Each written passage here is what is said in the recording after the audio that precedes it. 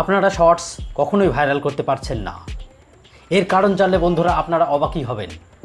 Shorts viral করা এমন বিশেষ কঠিন জিনিস নয়, শুধু ইউটিউব অ্যালগরিদমের কিছু ট্রিক আপনাদের বুঝতে হবে।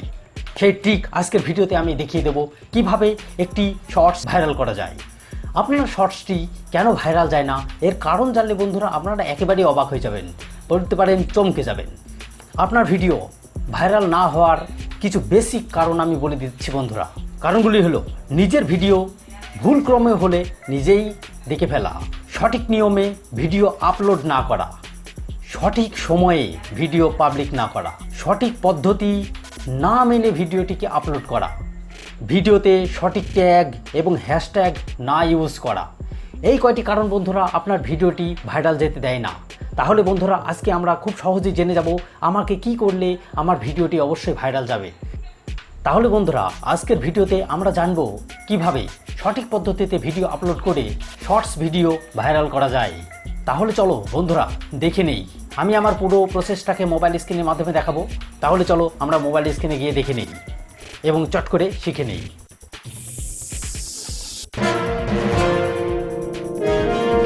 বন্ধুরা তাহলে আমি আমার পুরো প্রক্রিয়াটাকে মোবাইলের মাধ্যমে দেখাবো।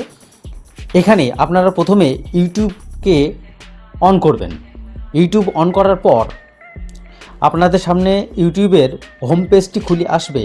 সেখানে আপনারা নিচের দিকে দেখুন, প্রথমে হোম পেজ, তারপরে শর্টস, তারপরে প্লাস আইকন রয়েছে।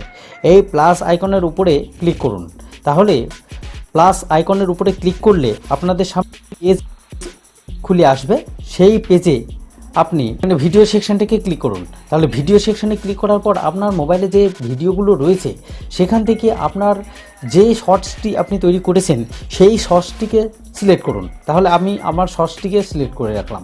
শর্টস সিলেক্ট করার পর এখানে দেখুন নেক্সট যে পেজটি উপস্থিত হয়েছে, এই পেজে আপনাদের নেক্সট বাটনটিকে ক্লিক করতে হবে।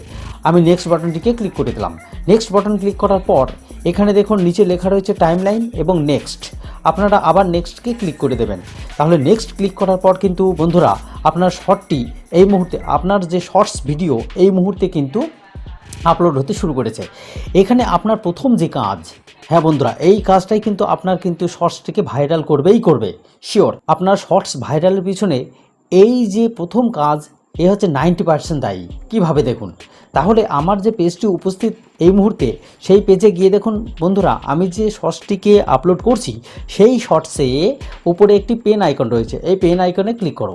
তাহলে পেন আইকনে ক্লিক করার পর এখানে দেখো আমাদের কিন্তু এই যে নিচে এই টাইমলাইনে আমাদের কিন্তু যে শর্টসটি রয়েছে তার কিন্তু থাম্বনেল সেট করা যাচ্ছে। অর্থাৎ আমি কিন্তু এই ক্ষেত্রে আমার পছন্দ মতো একটি থাম্বনেলকে সেট করে রাখবো। তাহলে আমি আমার পছন্দের মতো থাম্বনেলকে যদি সেট করি, এইভাবে বন্ধুরা আপনারা কিন্তু নিজের শর্টসের কিন্তু থাম্বনেল সেট করে রাখবেন।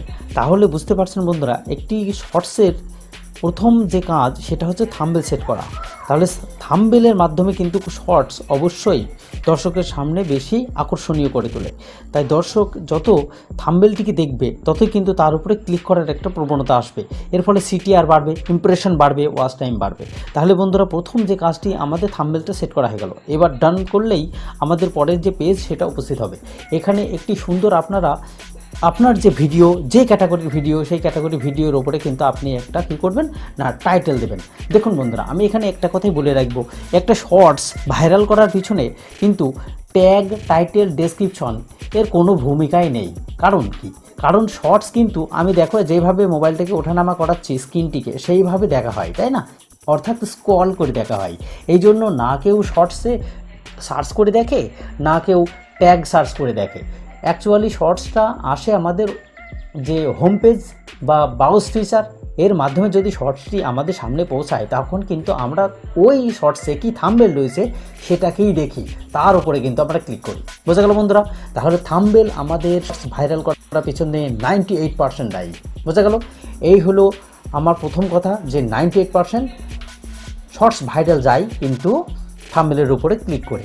তাহলে থাম্বনেলটাকে আমরা যদি সেট করতে পারি, এবার কি করব, আমরা এখানে সুন্দর একটি কি দেব না, এখানে সুন্দর একটি টাইটেল দিয়ে দেবো। আমি এখানে যা খুশি একটা টাইটেল দিয়ে দিলাম, কারণ আমি ভিডিও বানাচ্ছি, এত সময় আমার নেই, ঠিক আছে? তার জন্য আমি একটা টাইটেল দিয়ে দিলাম। এবার কি করবে বন্ধুরা, এখানে ভিডিও প্রথম কিন্তু পাবলিক মোডে পাবলিক করবে না। বোঝা গেল? প্রথমে পাবলিক করবে না, তাহলে এখানে ভিডিওটিকে আমাদের কিন্তু আনলিস্টেড মোডে পাবলিক করতে হবে। তাহলে বোঝা গেল ভাইরাল হওয়ার পিছনে এই দুটি হলো দায়ী। ভিডিওটিকে প্রথমে থাম্বনেল সেট করতে হবে, দ্বিতীয়ত আনলিস্টেড মোডে কিন্তু পাবলিক করতে হবে। তাহলে ভিডিওটাকে আমি এই মুহূর্তে কিন্তু পাবলিক করে দিলাম, অর্থাৎ বোঝা গেল। এবার আমাদের কি কাজ দেখো বন্ধুরা, ভিডিওটি কিন্তু নিচে আমাদের পাবলিক হচ্ছে, অর্থাৎ ভিডিওটি কিন্তু আমাদের আপলোড হতে শুরু করে দিয়েছে। তাহলে বন্ধুরা আমাদের যে শর্টসটিকে আমরা কিন্তু আপলোড করতে বসিয়েছিলাম, সেই শর্টসটি এখন আপলোড হয়ে গিয়েছে। তাই আমরা এখান থেকে ফিরে চলে যাব। আমাদের ফিরে যেতে হবে মোবাইলে নতুন একটি অ্যাপসে, যার নাম হচ্ছে ওয়াইটি স্টুডিও। তাহলে ওয়াইটি স্টুডিও গিয়ে আমাদের কিন্তু তাহলে বন্ধুরা ওয়াইটি স্টুডিওতে চলে এসেছি। এখানে গিয়ে দেখো যে আমার যে শর্টসটি কিন্তু আমি আপলোড করেছিলাম, সেই শর্টসটি এখানে চলে আসবে। সেটাকে কিভাবে পাবে? তাহলে তোমরা প্রথমে দেখো ড্যাশবোর্ডে ছিলে, এখানে কিন্তু শর্টসটিকে দেখাচ্ছে না, তোমরা যাবে হচ্ছে কন্টেন্টে। তাহলে কন্টেন্টে যাওয়া মাত্রই এখানে কিন্তু রিফ্রেশ করলেই, শর্টসে ক্লিক করে রিফ্রেশ করলেই কিন্তু দেখবে তুমি যে শর্টসটিকে পাবলিক করেছিলে, অর্থাৎ আপলোড করেছিলে, সেই শর্টসটি কিন্তু এখানে চলে এসেছে। এবার তুমি কি করবে? এখানে গিয়ে দেখো ডান দিকের উপরে রয়েছে থ্রি ডট। তাহলে এই থ্রি ডটের উপর ক্লিক করলেই এখানে কিন্তু এডিট একটি অপশন চলে আসছে। তাহলে বন্ধুরা তোমরা এডিট করে নেবে। এডিট করার পর এখানে গিয়ে একটা সুন্দর কিন্তু টাইটেল দেবে। এখানে টাইটেল দিলাম আমি মনে করো অক্ষয় কুমার। তাহলে এখানে আমি যেমন টাইটেল লিখে দিলাম, মনে করো যে অক্ষয় কুমারের ডায়লগ বা যে কোনো একটা টাইটেল লিখে দিলাম। টাইটেল লেখার পর এখানে বন্ধুরা ডেসক্রিপশন চলে এসছে। আমাদের কোনো একটি ডেসক্রিপশন আগে থেকে লিখে রাখতে হবে, অথবা এখানে কিন্তু আপনারা ডেসক্রিপশন লিখে দেবেন। তাহলে আমি এখানে মনে করুন একটা ডেসক্রিপশন লিখে দিয়েছি। সেই ডেসক্রিপশন লেখার পর আপনাদের যেতে হবে এবার কিন্তু ট্যাগে। তাহলে এখানে গিয়ে বন্ধুরা আপনার যে ভিডিওর যে ক্যাটাগরি, সেই ক্যাটাগরি লেভেলে কিছু কিন্তু ট্যাগ লিখতে হবে। যেমন লিখবেন ইউটিউব শর্টস, এগুলো একটা ট্যাগ দেবে। তাহলে ইউটিউব লিখে বন্ধুরা কমা প্রেস করলেই কিন্তু আপনার ট্যাগ হয়ে যাবে। তাহলে YouTube shorts, viral YouTube shorts, এরকমভাবে কয়েকটি ট্যাগ কিন্তু বন্ধুরা আপনারা দিয়ে দেবেন। আমি অত লিখছি না, আমি জাস্ট মুখে বলছি, সেইগুলোকে ফলো করবেন। তাহলে এখানে কিন্তু যে সমস্ত ট্যাগগুলো এখানে আমার দেওয়ার কথা, সেই ট্যাগসগুলো আমরা দিয়ে দিচ্ছি। অর্থাৎ এখানে আপনার চ্যানেলের নামটাও ট্যাগ হিসেবে দিতে পারেন, ঠিক আছে? YouTube shorts, viral shorts, reels, এরকমভাবে কয়েকটি ট্যাগ এখানে দিয়ে দেবেন। আমি আগেই বলেছি বন্ধুরা, ট্যাগ, ডেসক্রিপশন এবং টাইটেল কোনো ম্যাটারই করে না ইউটিউব শর্টস ভাইরাল হওয়ার জন্য। বোঝা গেল? এই লং ভিডিওর ক্ষেত্রে কেবল প্রযোজ্য, শর্টসের ক্ষেত্রে এরকম কোনো প্রযোজ্যই নেই। এখানে শুধুমাত্র শর্টস স্ক্রোল মাধ্যমে দেখানো হয়, স্ক্রোল করে করে দেখা হয়, যার জন্য এর কোনো ভূমিকাই নেই। অন্যান্য ইউটিউবাররা এই কথাটাই বলে যে ভালো মতো ট্যাগ দাও, ভালো মতো দাও, ভালো মতো টাইটেল দাও, ডেসক্রিপশন লেখো, তারপরে শর্টস ভাইরাল হবে, এ হবে তা হবে। এরকম কোনো ফ্যাক্টর না বন্ধুরা, এটাই হলো সত্য কথা। শর্টস ভাইরাল করতে হলে আপনার প্রথম যে কাজ, সেটা হচ্ছে ভিডিওটিকে ইউটিউব থেকে আপলোড করতে হবে। কি বললাম? ভিডিওটিকে আমি যেরকম ইউটিউব থেকে আপলোড করেছিলাম, ঠিক সেরকম ইউটিউব থেকে আপলোড করতে হবে। দ্বিতীয় কাজ হলো, সেটা হলো আপনার একটা সুন্দর থাম্বনেল সেট করতে হবে। 3 নম্বর কাজ হলো আনলিস্টেড মোডে ভিডিওটিকে আপলোড করতে হবে।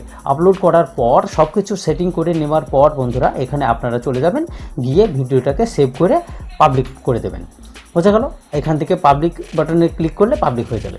অর্থাৎ বন্ধুরা এই হলো আপনার ভিডিওর একটি ভাইরাল হওয়ার গুরুত্বপূর্ণ ইতিহাস। অর্থাৎ আমি বোঝাতে পেরেছি যে একটা ভাইরাল হওয়ার জন্য কে দায়ী থাকে। আশা করি অন্যান্য ইউটিউব ভিডিও দেখে আর নিজেকে হতাশায় ফেলার কোনো প্রশ্নই ওঠে না। এটাই হলো সত্য কথা বন্ধুরা, এটাই হলো সত্য কথা। আপনারা এইভাবে ভিডিওটিকে আপলোড করুন। আর ভিডিও আপলোড করার পিছনে সবথেকে দায়ী হলো টাইম টেবিল। আপনি কখন ভিডিওটিকে আপলোড করছেন। একটা ভিডিও আপলোড করতে হলে সন্ধ্যে 7:30টার সময় আপলোড করবেন।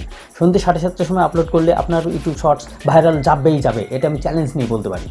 তাহলে বন্ধুরা বোঝা গেল আপনি কটার সময় ইউটিউব শর্টস আপলোড করবেন এবং কীভাবে ইউটিউব শর্টস থেকে আপলোড করবেন।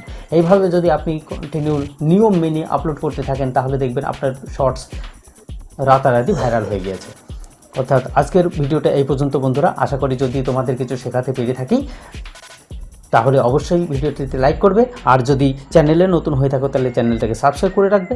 আর যদি ভিডিও ভালো লেগে থাকে, তাহলে বন্ধুদের মধ্যে শেয়ার করবে।